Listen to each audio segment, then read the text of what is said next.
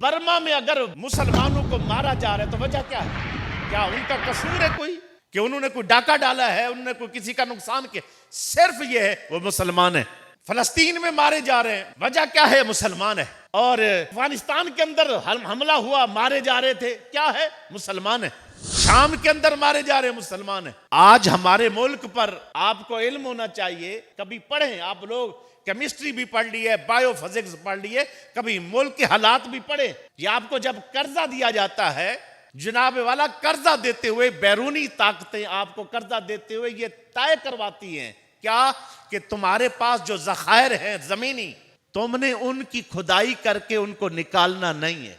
हमारा तेल इतना है बलूचिस्तान के अंदर कि वो जमीनें काली हो गई हैं, और इस तरह इतनी ज्यादा जो है ना वहां मिसाल के तौर पे गैस मौजूद है, इतना कुछ मौजूद है, सोने मौजूद है, हीरे मौजूद है, मादनियात मौजूद है, लेकिन हम लोग क्या है, खुदाई तक नहीं करके निकाल सकते। क्यों? मुआहदा है।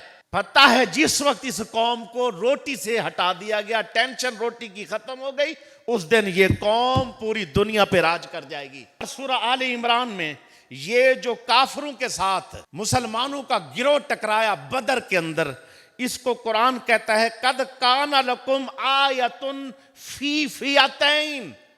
ये दो गिरोह जो लड़ रहे थे उनके अंदर क्या था?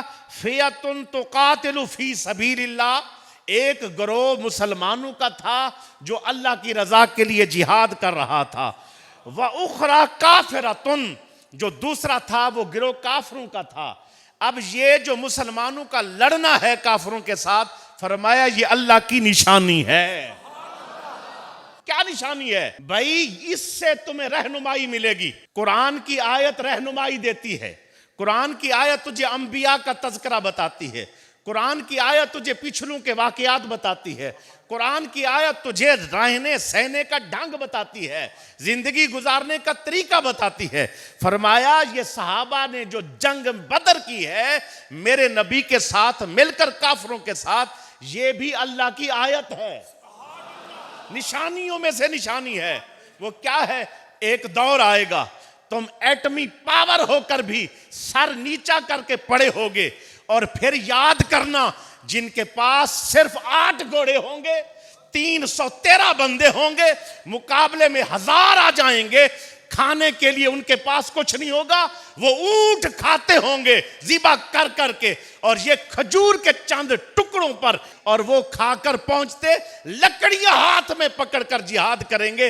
बाद में पाकिस्तान वालों को बताना हमारे पास असबाब नहीं है तो हम कैसे लड़े। दिल में ईमान हो तो चंद सहाबा भी हो और थोड़े भी हो, पास कुछ भी ना हो तो अल्लाह बदर में फतह देता है।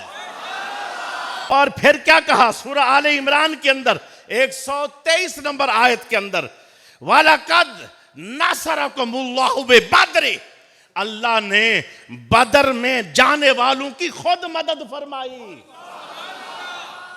फिजाए बद्र पैदा कर, फरिश्ते तेरी नुसरत को उतर सकते हैं गर्दों से कतार अंदर कतार अब भी।